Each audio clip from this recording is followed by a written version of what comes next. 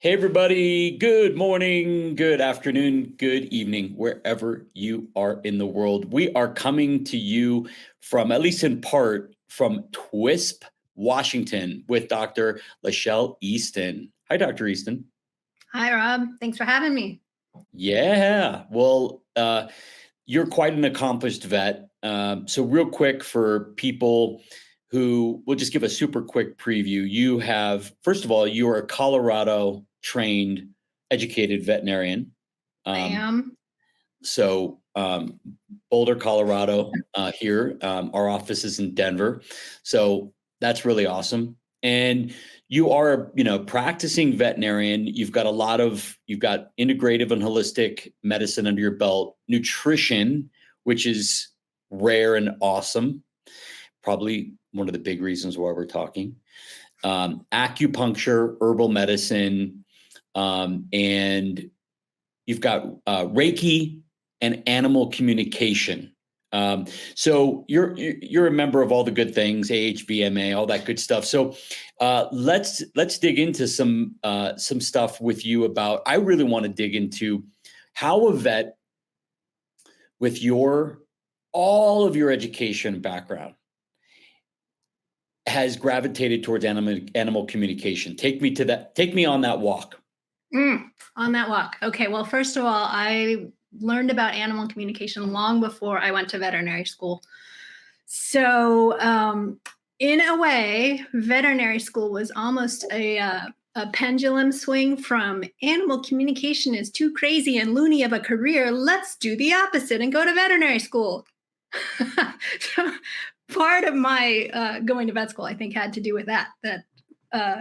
I was doing animal communication, taking a lot of classes and enjoying it, and just like it was too crazy to think of it as doing it as a career. Another reason that I ended up in vet school was actually to become a holistic vet. I never wanted to be a traditional vet. It's a second career for me. So, yeah, holistic vet, was practicing for a long time, and then COVID hit and really had to make me pivot and shift and rethink the way that I practice, because it was just me by myself and I couldn't do all the COVID regulations and whatnot all by myself. So I was trying to do things online and finding that I wasn't very fulfilled. And I kind of in the background this whole time, I'd been doing animal communication consults. And finally, one day I was like, you know what? I'm just going to come out of my woo-woo closet and be the animal communicator that I probably should have been all this time, a long time ago. But I will say that being a veterinarian definitely changes and improves the way that I practice animal communication, because I can ask things and, know about things that other communicators wouldn't know about. So, yeah.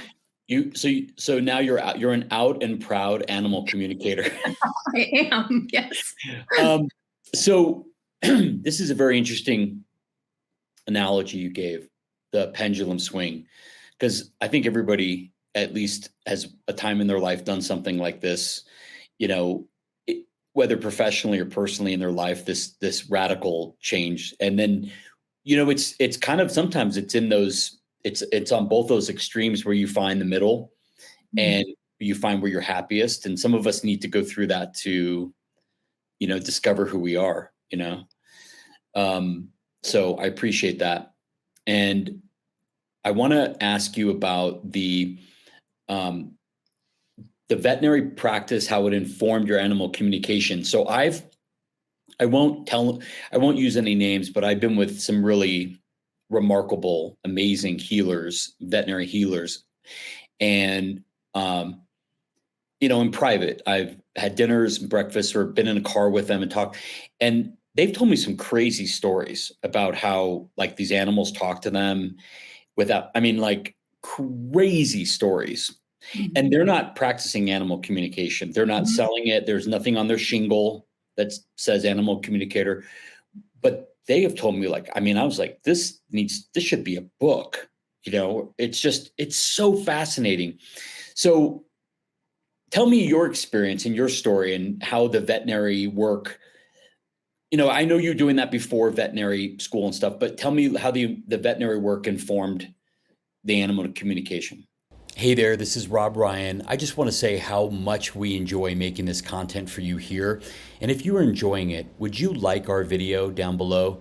And would you subscribe to our YouTube channel? It sure does help us get discovered by more people like you who need information like this.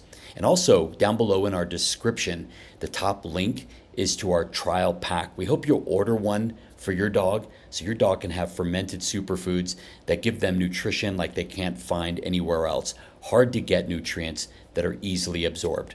Thank you very much. Now back to the show. Well, a couple things came up as you were talking. One thing that I want to point out is I think that probably a lot of veterinarians, even Western veterinarians, experience animal communication and they just don't have a word for it.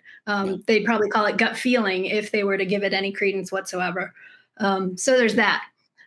For me, my experience of it, well, vet school was pretty awful because I hated inflicting pain on animals. And, you know, when you're a student, you're like, I'm trying to get this little catheter in your vein. Sorry. You know, when you're not good at anything. And it was a really stressful experience for me in that way because I could sense everything that these animals were feeling. And it was like, I'm sorry. In my veterinary practice, it's been real interesting. When I'm actually practicing medicine, I have a really difficult time being in two spaces at once. So if I'm trying to work through something from a logical medical perspective, I'm really left-brained when I'm doing that. Okay. And when you're really in tune with animals, that's a really kind of right brain thing to be doing. So for me to be in both spaces simultaneously is really difficult. So I would say for the most part, while I'm practicing medicine, I'm not like having active communications with animals. That being said, like I do a lot of acupuncture and laser therapy where our animals are just sitting there for 20 minutes. So then I can turn my brain off and really just feel into them and feel what they're feeling.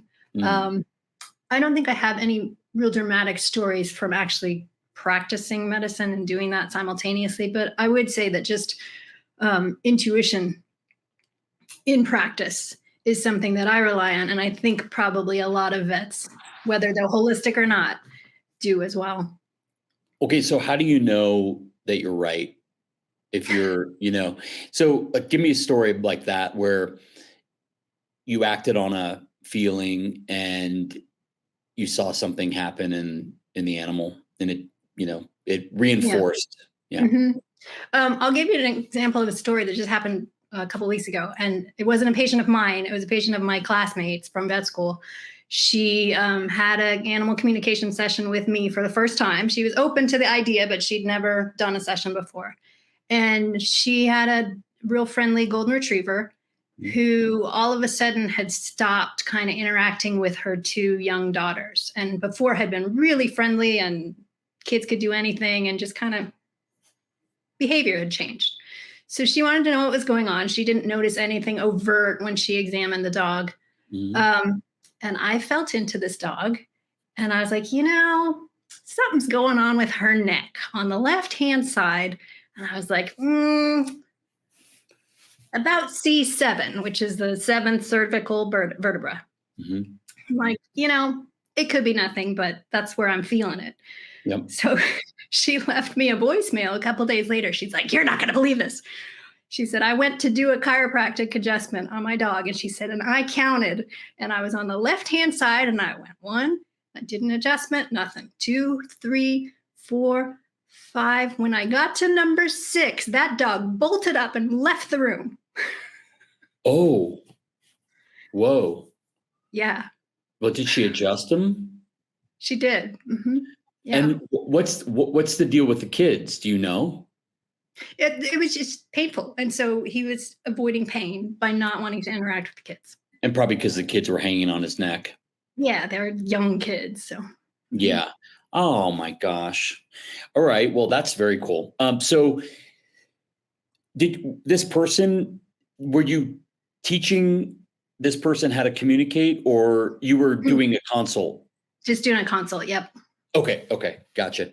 All right. So tell me what your what's your passion in animal communication that gets you, up every day and really excited now that you've taken the leap, since Mhm. since the COVID time. Like what is your daily life like in practice?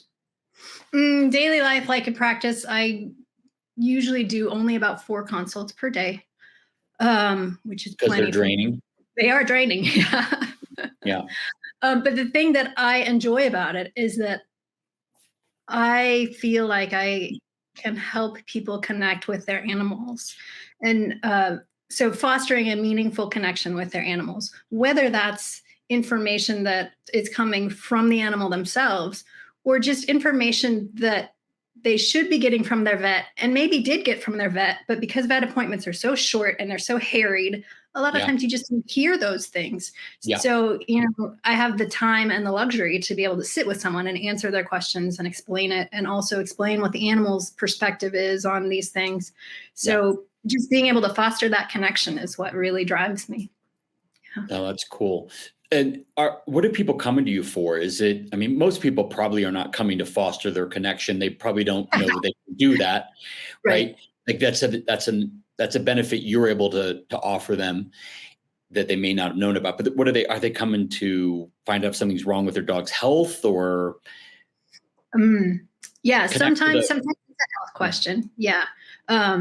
And I want to stress that it cannot be used as a replacement for veterinary medicine. It can definitely yeah, augment and help us point us in the right direction, but not a replacement for it. yeah, that would So be great. yes, yeah, no. Veterinarians would not like me. Well, I mean, I Um, think you'd probably agree as a veterinarian, that's probably not a foolproof plan oh, for, terrible plan. Definitely. right? Not a good Terrible plan, strategy. illegal plan, yeah. Way to lose your license. I mean, all kinds of badness there. Yeah, so sometimes it is health problems. But usually, like, when people come to me and when I would advise people to come to me is specifically for health problems, is if you've reached a point where you've done all the things at the vet and you're still at a loss, or um, euthanasia is one. Like, when is it time? Mm, Getting the animal's input on that. Behavior issues, a lot of times, he's doing this thing and nobody can figure it out. There's no medical cause. He's been to the vet. yeah. And also, like, communicating big changes, big life changes, like parents are getting a divorce and we're separating houses, or we're going on vacation and you want to Wow. let parents know, that kind of Oh, I thing. love that. Yeah, I love that. And I love the euthanasia. I'm thinking of a bunch. Like when you introduce a new puppy into the house, Hmm.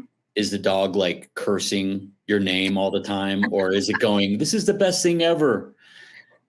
Right. Right. But tell me about the euthanasia. Mm. Because, all my vets have always told me, they'll tell you, they'll tell you. And of course, you're scared as hell to make the wrong decision. Hmm. And so, I went to, can I just give you a side story that's hysterical and horrible at the same time? So I'm getting a massage that this person went to a pet psychic and is telling me this story. And while I'm getting a massage, I'm like hearing this horrible story.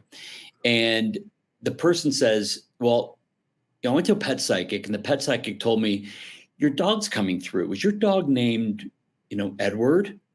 Can't remember the dog's name, but I just said Edward in my head and said, well, it's Eddie. Oh my gosh, and was like, really getting into it. And and the psychic literally told this person that Eddie's telling me you let him go too soon. You put him to sleep too soon. I mean, it's like, what? I mean, is that the worst story you've ever heard in your life for That's a dog owner? terrible. Terrible. So on that note, how can you help me with move my dog on as they say, going back home? How do you work with people for that? It's a really, really tough time. I know I have, a lot of personal experience, unfortunately, with that. Yeah. Well, first of all, in the highly, highly unlikely event that your dog Eddie were to tell me something like that, I probably would not relay that to you.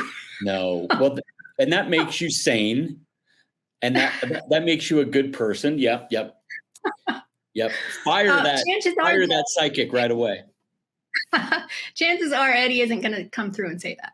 Right. My experience, by and large, with animals who are in their final stages, one message that comes through over and over and over and over again is tell them to get out of their head. Because it's so easy towards the end. We're like, oh gosh, should I start this new medication? Oh, maybe acupuncture will help. Da, da, da, da. And you're like, just all up in here. Yep. And you completely miss these beautiful, quiet moments, which are probably going to be some of your last moments with your pet, right? Yeah. So over and over again, animals tell me the number one thing that they want from their owners at that time is to just like, turn this off, turn it off. Another thing that more than one animal has relayed to me is the idea of, they will let them know when it's time, but because this is so busy, you're not hearing it. So there's this request to just sit in silence with them for 20 minutes, half an hour, do nothing, turn your brain off. That's when you get those gut feelings. That's when you get messages from them that are clearer. You get clarity. When you can turn your brain off. So I would never say that that I would be like, oh, Fluffy says it's time right now. And, any longer that you wait, you're just making him suffer. Terrible person. I would never relay a message like that. And I would never want to be the one responsible for saying it's time. That's really between you and your pet. But I can help facilitate that by letting you know, oh, you know what? Fluffy isn't doing much during the day that is fun or feels good. Like, I can tell you what a day is like from Fluffy's perspective. I can tell you what, their body is feeling. Sometimes they'll show me that, sometimes they won't. I want to emphasize it's a conversation. So, some animals are very stoic old men, like, I'm fine. Right. And others are, yeah. Yeah. Wow. My dog's snoring in the background in case you hear a snore. The conversations, the quiet 30 minutes, that's such good advice because have you ever heard of like heart breathing? Mm-hmm. Yeah. And have you ever heard of something called heart math? Mm-hmm. Yeah. So people can Google heart math and heart breathing. There's a free video that Tony Robbins does for heart breathing, but it gets you to be thinking with instead of your head in your heart. And it's just a quick little exercise. It's free. And I can totally understand where people would just be in this, I don't know, it's like a fight or flight type of situation when you're sometimes you're moving towards the end. You feel like every single day for months, you don't know when is the day, you're just, and you don't want to make the wrong move. So I think that being quiet and just listening, boy, that's really great. I mean, sure, you should be doing things, but having some time and enjoying, your animal in the last. So are dogs afraid of dying? My experience has been no. And also another thought that just popped into my head was this idea that several dogs have shared with me, this idea that, because I will talk to animals in spirit as well. And I've never had an Eddie say, you let me go too soon. How dare you? Right. More the message that I'll frequently get is, I had this wonderful, amazing life, like this long, long, long life. And she's over here obsessing about the last 2 hours. You're talking about once they're gone. Once they're gone. Yeah. But even prior to that, my experience has been that they're just very matter of fact about it. Like, yeah, I know the end's coming. Whatever. Nah. Yeah. God, I wish we could get out like that. I know, right? Wouldn't that be great? I try to think that way. I try to think, well, what am I going to do? I mean, like, it's completely pointless to try to, worry about that moment. It could happen in a car accident. It could happen from an illness, and there's not much you're going to do, you know? Hmm. Um, Yeah. and so, and also the thing that is so interesting to me is you spend this way more time, eternity, not alive or dead, than the little on the timeline of the huge timeline, Mhm. this little Mhm. speck of time alive. So the whole concept of the long but short lives that we have, that's a trip. Like, you know, that is just like you can't go down that rabbit hole too deep. It just makes you nuts. You just have to be like, okay, change your mind, think of something, think of something else. But I think that's one of the wonderful things about dogs, because you said that the dog said I had this long life. I think to myself, that wasn't a long life. That was 15 years if you're lucky, Mhm. Mhm. 16 years. um Mhm. Surely there are some dogs that live longer. These poor dogs are 8 or 9 or 10 and they're dying early. So as far as we're concerned, they're super short lives, but they feel like they're long and they had a great life. Yeah, I don't know that necessarily the concept of long really comes into it so Yeah. much as like it was enough. Like they're so present minded. Yeah. Um, they're not obsessing about past and future. It's just like, you know, it was Right. good. Right. And more of the point to be made that like 12 years versus 2 hours. And a lot of times people are obsessing over, oh, he gasped during the euthanasia and I feel like it hurt him terribly and, things like that. And the dog's like, Right. I'm great now. Don't Right. obsess about that. Yeah. Right. Wow. Do dogs ever talk to you about being bored? um, I'm trying to think of a dog that's told me they were bored. Or they're not, happy, satisfied, fulfilled? Not happy, yes. Not bored. I can't even think of a dog that's actually presented that idea to me, but not happy. Yeah. Um, you know, Bringing a new animal into the household. That's when I'll get a lot where the dog or the cat is like, they didn't even ask. Didn't even ask. And now I have this new roommate and like I'm just supposed to get along. Like, how Oh. dare. So that's one where I get kind of a resentment, grumpy feeling from them. Mm. Um, what else? So I gotta ask when I get Yeah. a new puppy? Okay. Well, I mean, most people are kind of in tune to the idea of whether their animal actually wants a companion, but Yeah. there are some people that are like, it doesn't matter. And what I want is what matters. And Ah, here's your new roommate. right. Right. Oh my gosh. Okay. It gives me a lot to think about. What is like your most common thing? I mean, look, I just real quick, a pause for a sec. I know this sounds silly and this sounds crazy to people who might be watching this but are intrigued, but I'm going to tell you something. I think everybody has this skill, everybody has this ability if they tune into it. That is not to take away from your talent and your abilities, but like I'm just listening to you, and literally had so many times where I've been by myself or around people, and I have just answered my dog that obviously did not ask a question, and I was like, "Did I just say that? Ant? That was weird. Like, why?" And it's like I knew that that was the question. Or I would say, and I'm sure a lot of people watching this have had this experience. You just go, "Yeah, not right now," and you're like, "What?" You know, and there are ways you can. Obviously, with dogs at a door barking, wagging its tail with a ball in its mouth, I'm not talking about that time.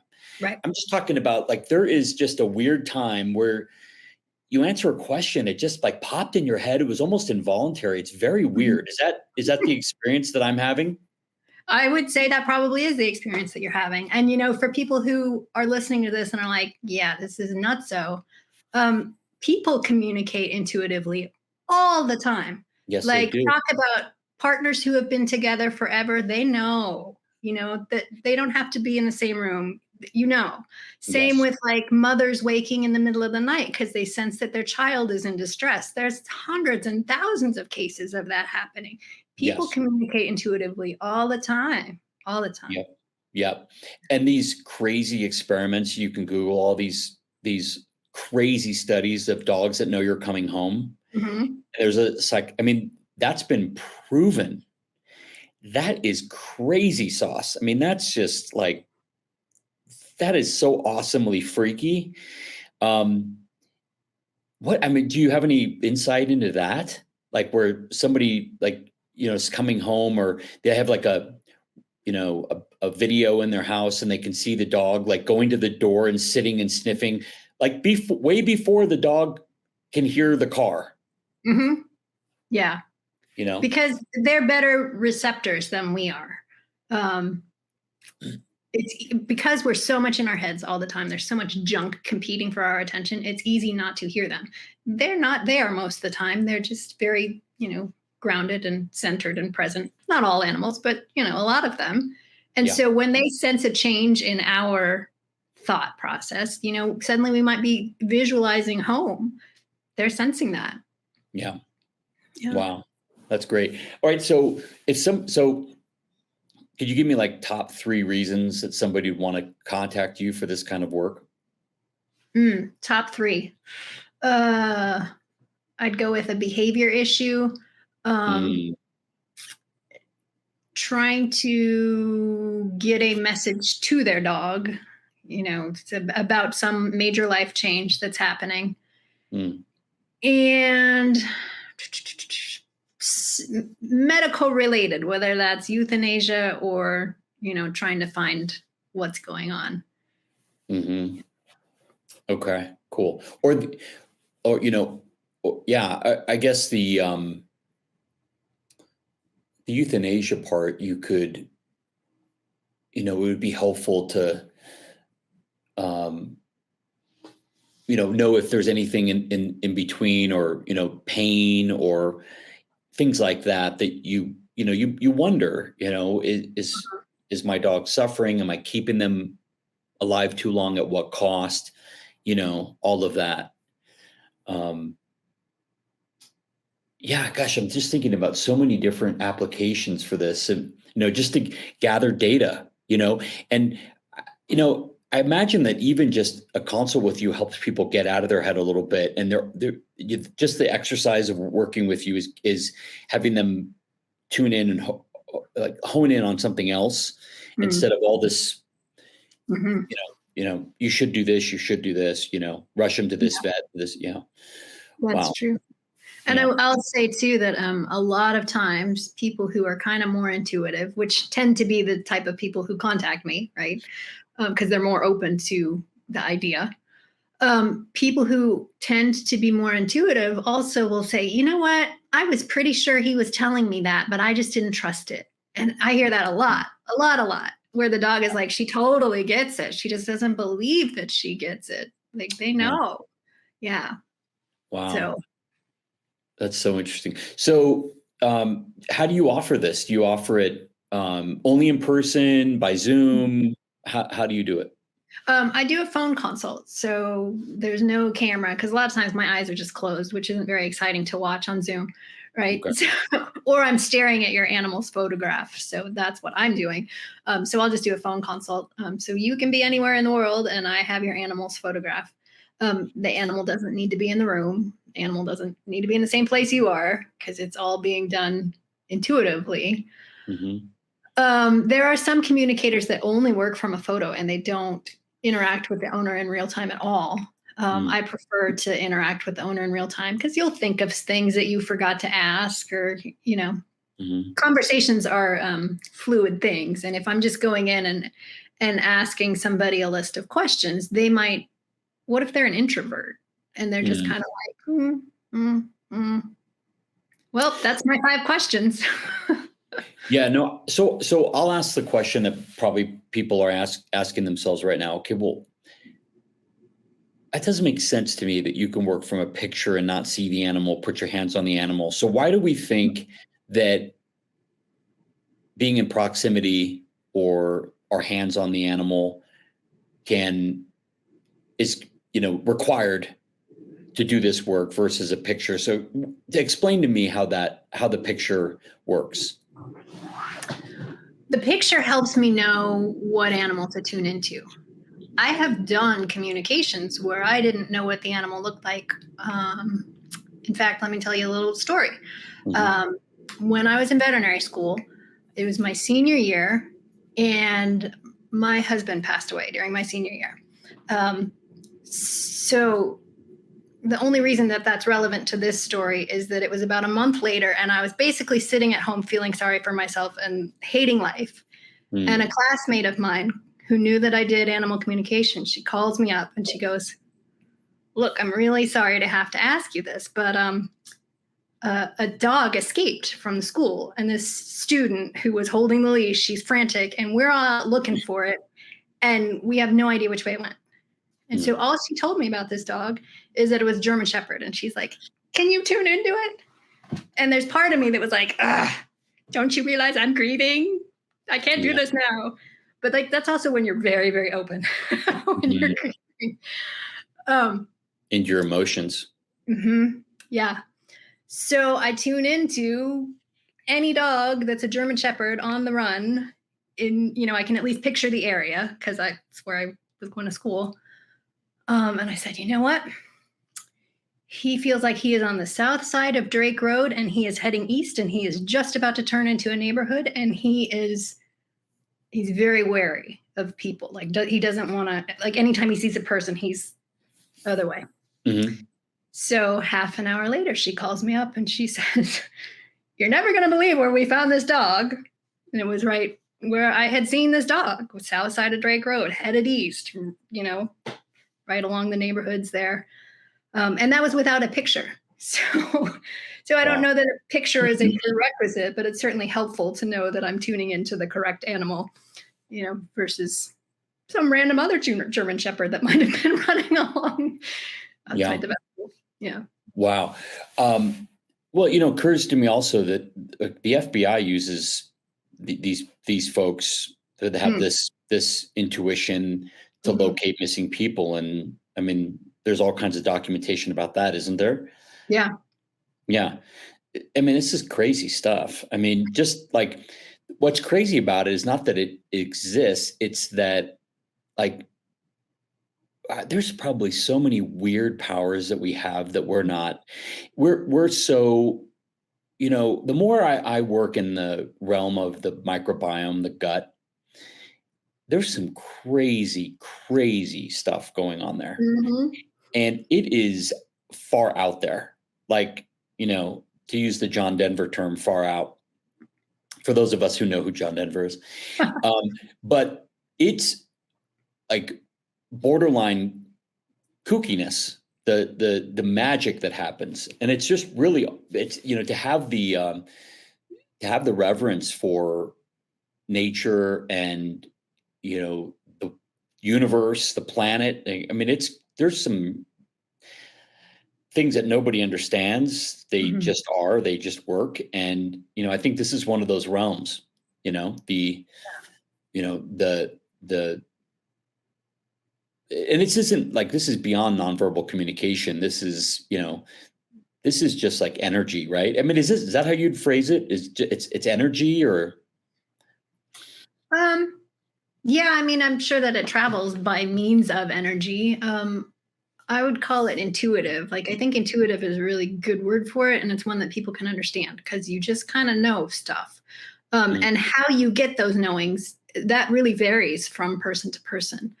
Some people are very visual and they'll see things like in their mind's eye. You might hear things, taste, smell. Some people just get a gut feeling and they just know from that. So, a lot of different ways that those messages can be received. But intuition, I think, is a good word to use for that. Do you get better at it the more you do it? Definitely. Yeah. That is definitely the case. And the funny thing is I would say that if I look back over my development as an animal communicator, it's not so much that I got better at receiving the messages. It was that I got better at recognizing that I was receiving the messages and better at knowing what those things meant over time. Mm. It's like the animals have been doing the work the whole time. Like they're getting it to me. It's me that doesn't know what to do with it or can't hear it or can't receive it, you know?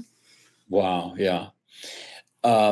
What do you think, and like, we'll just say dogs, what do you think dogs think about life?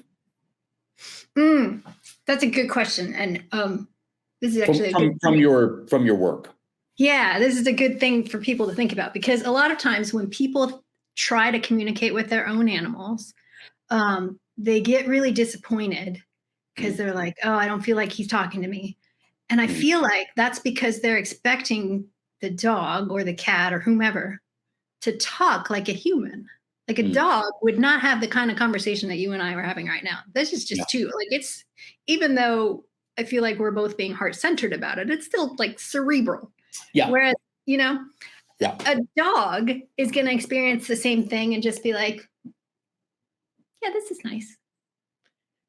And not be judging someone's shoes over there and worrying about that, that over there, Or what I have to do next. Yeah, right. So I think that's the big difference between us and them is, one, they're very in the moment, and two, they're just not constantly up in their heads. Yeah. Wow. So, okay. So I'm just thinking about like my dogs. I mean, a lot of people's dogs, but I observe my dogs just like, they'll be just like looking out into nothing or looking at a wall. And I'm like, wow, like, you're looking at that wall for over 30 seconds. That's, that's pretty amazing. Like, what's going on? Nothing? Is that just a nice, peaceful moment? It's pretty cool to think, and they're not dumb. My dogs are real, very, very smart and trained. So, you just think to yourself, if a person was looking at a wall, you'd be like, this person is not together. I mean, for 30 seconds, hello.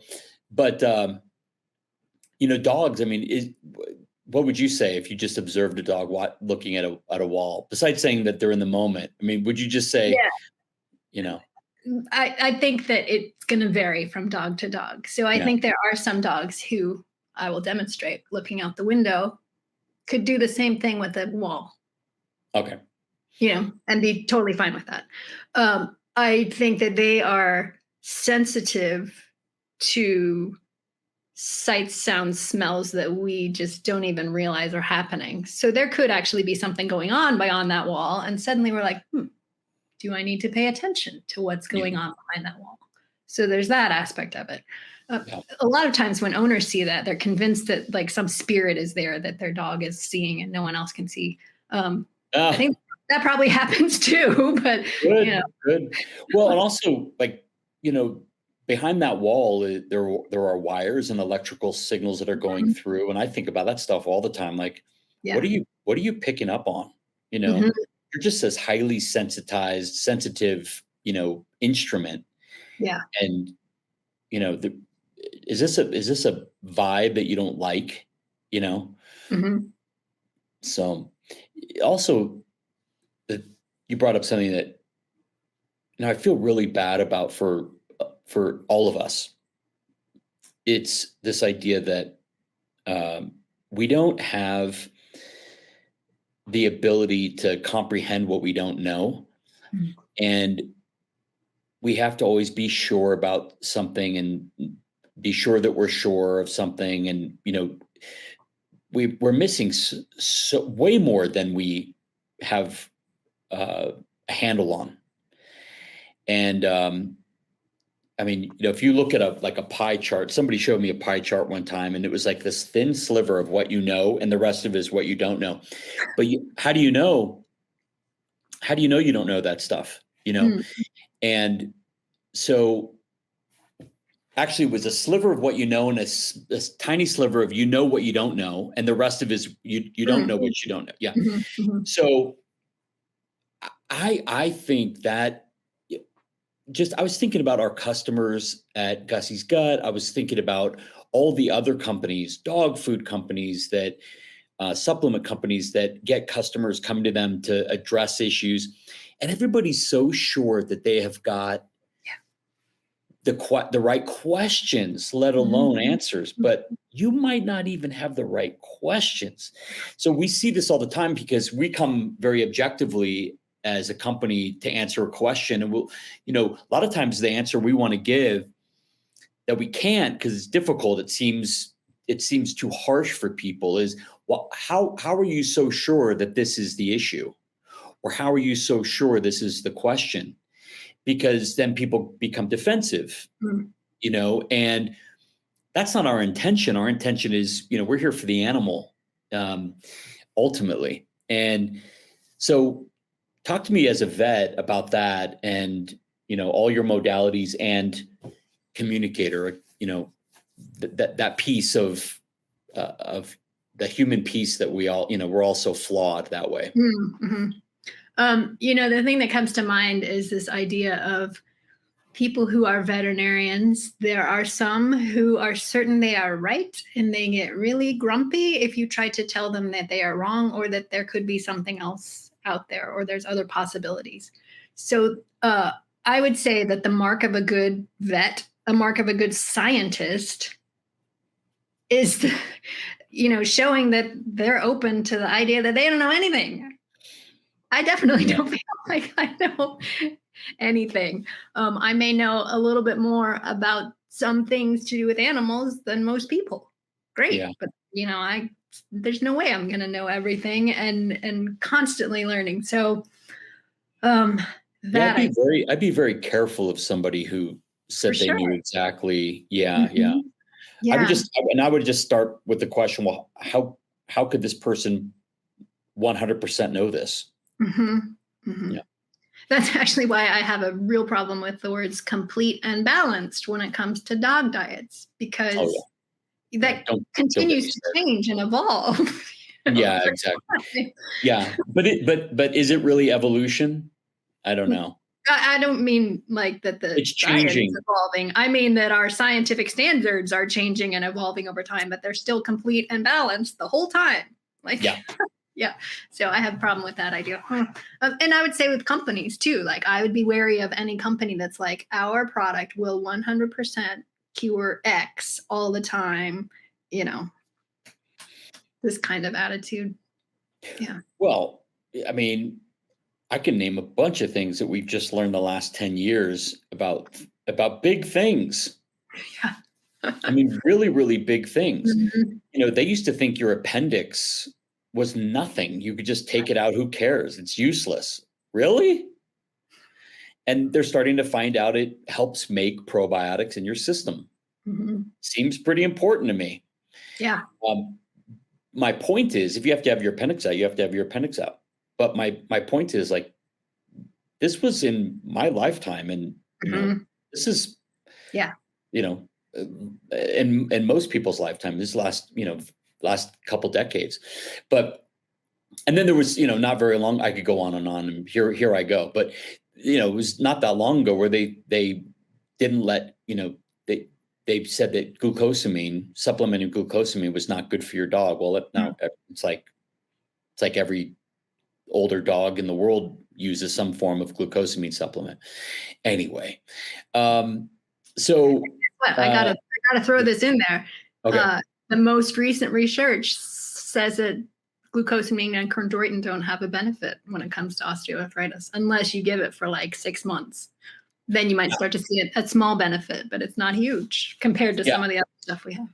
Yeah. And I am, that was like, to me, that was like version 1. So I use that as an example. It can work, and it matters the quality, but like I'm much more into green lipid muscle and other things than that. More research for green lipid muscle showing it works. Yeah. Whole foods, and that's a whole food. And Yeah. Much more whole food based than something made in a laboratory. Right. Go figure. So did I interrupt our thought process on the not knowing what we don't know, or were you finished? I'm like a goldfish, so I don't remember if you did. I don't think so. Okay. No, I'm like, my head's just going a million miles an hour on all these questions, because they're all like these weird existential questions. Had I known I was going to have all these existential questions, I probably would have tried to, I don't know, write them down or something. Yeah, but people who, what would you say as a veterinarian with this background that would be good advice for people who are coming aggressively at a problem for their animal, their dog or cat, let's say, and helping them keep an open mind to other things? That's a good question. I definitely have experienced, especially with veterinarians who seek out my services, and there are those who are open to it, right? But this idea that, like, oh my God, she's trying everything. The dog is saying, Mom is trying everything. Like, just leave me alone. Like, I'm good enough here. We don't have to do all the things. It's getting annoying. Wow. I don't want to take 25 medications. I just don't. Like, not that like that was an exaggeration, but still, like, the idea of just being like, I gotta do all the things. Yeah. Stop, fiddling with me. Yeah. I thought, for the really sick dogs, like, let's say cancers and stuff, I mean, boy, it must be difficult to, let's just say, not be feeling well, and then even just get like yanked around appointments to take this image or do this therapy or this or that. I took my dog Buddy when he was older to a lot of, like, I put him in hyperbaric oxygen chamber once a week. And for 45 minutes, and all he could see was me out of a portal, like but I was right on the other side, and I stayed there the whole time. And I was really close, sitting in a chair. But I thought, oh my God, he does not like this. I mean, I just knew it. He was more of the stoic gentleman type. I really asked myself all the time, it gave him such benefit that I ultimately decided it didn't matter. I was going to do it, with him. But I really thought, is this, what's the risk reward, or the, I wouldn't want to go over a certain amount with him. I would just have accepted this was his fate. If, like, he wouldn't have done chemo or radiation well. He just wouldn't have, and I just wouldn't have done it with him. So, but it's, it's part of knowing your dog and, being in tune with them. Yeah. I do think that there is a role that you have to play as the guardian of your dog. Just as an example, if I were to ask 100 cats if they wanted to go to the vet ever again in their life, exactly, right? They're all probably going to say, no freaking way. I would like never to go to the vet. Well, sometimes you have to be the parent in that situation and, like, okay, we're doing this. But when it comes to those things where it's like, there's not a clear-cut path that we should follow, then that's a good time to get the animal's input. Like, no, I'm ready for you to stop these things. Or, sometimes I get dogs that are like, no, I want to do all the things. I want to stay here as long as possible. Like, I like this life. I feel okay now. We're doing it. Yeah. Really that's interesting. Yeah. Well, this has been so fascinating. So let's tell people how they can find you. So they go to Sage Animal, right? Yep. What happens when they go there? You can read more about what I do and what a session is like, and you can actually schedule a session with me if you're interested in doing that. I have an email list. Folks are folks are able to sign up with. So yeah, that's what they are willing. You don't You don't want the unwilling. You only want the willing. Right. That's true. Right. Right. You know, I'd say that from where I stand, the question is, if this is your sole strategy with your animal, like I think you would agree, like that doesn't make a lot of sense. You have to use a lot of, but if this assists you in tuning in and being more connected, and I think some people can really benefit from that. People who live really hard driving lives, very left brain lives, or they're naturally just pretty dominant on their left side, but they love their animal and they want to connect with them. I think this is a good. I don't want to just reduce what you do to the word exercise, but this is a good exercise for those people to get better connected. And and for other people, it's more data. So it's really just, to me, it's about cost. If you can afford this, and you want this to be an option for you, you absolutely should, avail yourself of that data and just give yourself an opportunity to be thinking about what your animal's thinking. So, and if you have a lost dog, you should absolutely be contacting you. Not me. I hate doing lost animal cases. There are some animal communicators that specialize in that. And scratch that. We'll edit that out. Scratch that, yeah. No, we won't edit it out, but scratch that. Okay. Anyway, so it was just such a pleasure. And how about your veterinary practice? You want to, is there anything else you want to talk about before we go? Where people can find you besides sageanimal.com? If you're interested in holistic veterinary medicine, I am currently in the process of revamping my practice website so that it has information and articles for people, like what foods to feed your dog, what to feed your cat, that kind of thing. So naturalanimalvet.com is that website. Yeah. Okay, great. That's a great domain name. So at naturalanimalvet.com. And let me put that on the screen for you, because I think that's definitely something everybody should be looking at too. And you just have a lot of tools in your tool belt. And I'd encourage as many people who I encourage people to look for vets that have a well-rounded area of expertise. They do multiple things. They have multiple tools in their tool belt to be able to address either an existing issue or an issue that could come up with your animal. So, having, expertise in Chinese medicine and acupuncture, all that stuff, Reiki, all that stuff, you don't pull that skill out for every single dog, but when you need it, you got it. Yeah. That's great. All right. Well, Doctor, this has been just so fascinating. And thank you so much for your time, Dr. Easton. If anybody would like to reach out to Dr. Easton, naturalanimalvet.com or sageanimal.com. And thanks for all your time today. This was a very enlightening conversation. Oh, thanks for having me. Been a joy to speak with you. Same. Okay. Thanks, everybody. Have a great day.